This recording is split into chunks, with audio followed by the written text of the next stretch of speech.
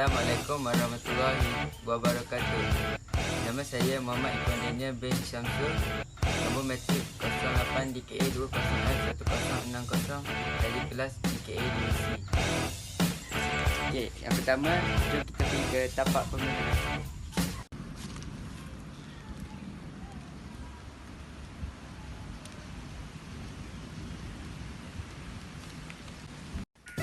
Okey, perkara pertama yang perlu kita ketahui ialah apa itu konkrit.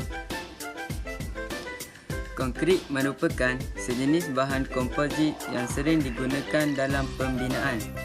Ia merupakan gabungan simen dan agregat seperti pasir, batu bau halus dan kasar.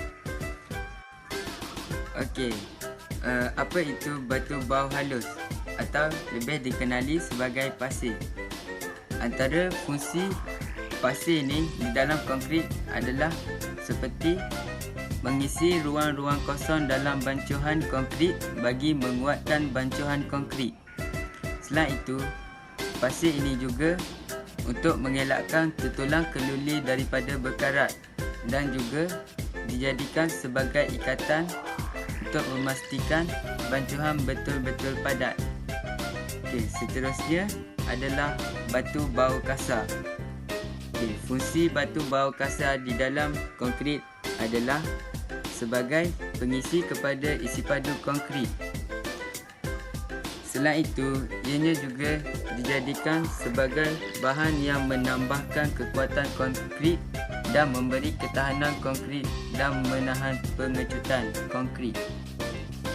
Okey, kita balik kembali kepada konkrit.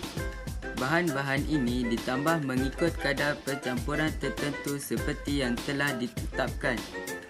Ia merupakan salah satu daripada bahan binaan yang paling penting dan paling banyak digunakan di dalam sesuatu projek pembinaan. Oleh sebab itu, teknik yang digunakan bagi menghasilkan konkrit yang baik perlulah difahami dan diberi perhatian dengan teliti. Kualiti konkrit yang dihasilkan bergantung kepada kualiti bahan-bahan mentah yang digunakan seperti simen, batu bau dan air, kadar pencampurannya, cara pembancuhannya, cara pengangkutannya dan juga cara-cara pemadatannya. Jika bahan mentah yang digunakan tidak berkualiti, maka konkrit yang dihasilkan akan mempunyai mutu yang rendah dan akan mengakibatkan konkrit tersebut tidak kuat dan tidak memenuhi spesifikasi yang ditetapkan.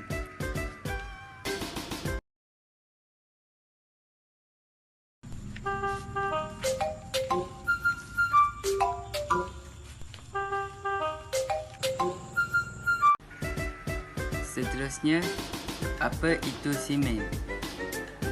Simen merupakan bahan komponen yang utama dalam proses membuat mortar. Terdapat pelbagai jenis simen yang digunakan di tapak-tapak pembinaan mengikut keperluan dan kesesuaiannya. Simen diperbuat daripada tanah liat dan batu kapur dan diadunkan mengikut kadar yang tertentu. Simen biasanya digunakan untuk kerja-kerja konkrit, menerap bata, lepaan dan lain-lain. Proses pembekuan dan pengelasan simen adalah hasil dari pembentukan sebatian kimia yang kompleks terjadi sebaik sahaja ianya dicampurkan. Proses ini dipanggil hidrasi. Okey, di sini saya akan memberitahu beberapa jenis simen dan kegunaannya. Yang pertama adalah simen Portland biasa. Ianya merupakan bahan mentah yang digunakan adalah kalsium karbonat atau dikenali sebagai batu kapur, manakala silika, aluminium dan besi oksida dalam tanah liat. Seterusnya adalah simen Portland mengeras cepat.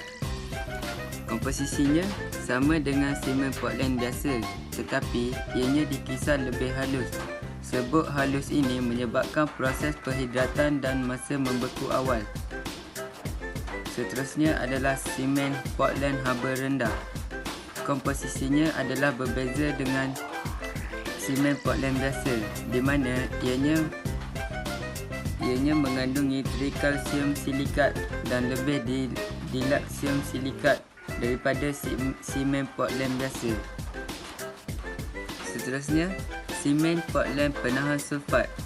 Komposisinya ialah tetrakalsium aluminoferat dan sedikit kalsium aluminat.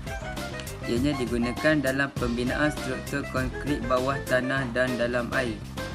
Ianya juga digunakan untuk mengelakkan tutulan daripada rosak, di mana ianya menahan serangan daripada sebatian sulfat yang kerap terdapat dalam larutan bawah tanah dan air laut. Seterusnya, simen Portland ubah suai. Kadar pencapaian kekuatan adalah sama dengan kekuatan simen Portland biasa. Pengeluaran habanya lebih tinggi daripada simen Portland biasa dan penahan terhadap serangan sulfat adalah sederhana. Seterusnya, simen Portland relau bagas. Komposisinya adalah campuran slinker, sanga dan batu relau bagas. Ianya dapat mengelakkan daripada ancaman sulfat dan ancaman tindak balas penghidratan yang cepat. Okey, akhir sekali adalah simen Portland alumina tinggi. Komposisinya adalah alumina 40%, silika dan bahan-bahan lain sebanyak 8%. Simen ini membeku berbeza dengan simen Portland biasa, di mana ianya membeku dalam jangka masa yang lambat. Seterusnya adalah peranan air di dalam konkrit. Peranan air dalam bancuhan konkrit ialah untuk menjalankan tindak balas simen dan bahan aktif serta sebagai faktor utama yang mempengaruhi taraf kerja. Jenis-jenis air yang digunakan dalam bancuhan konkrit ialah diambil dari punca yang dijamin bersih, seperti air yang digunakan untuk minum seperti air paip. Seterusnya, air yang diambil daripada punca yang bebas daripada bahan-bahan galian dan bahan organik seperti garam, alkali dan lain-lain lagi. Seterusnya adalah kaedah bancuhan konkrit. Bancuhan konkrit dan perbezaan nisbah-nisbah bancuhan. Jadi di sini proses pemilihan juzuk yang sesuai bagi bahan-bahan konkrit supaya bancuhan itu boleh menghasilkan konkrit yang kuat dan lasak dan tinggi darjah kebolehkerjaan dan juga ekonomi. Contohnya seperti nisbah 1, 2 dan 4, iaitu nisbah yang sesuai untuk menghasilkan dinding dan juga lantai. Terdapat dua kaedah bancuhan konkrit, iaitu secara manual dan menggunakan mesin pembancuh konkrit.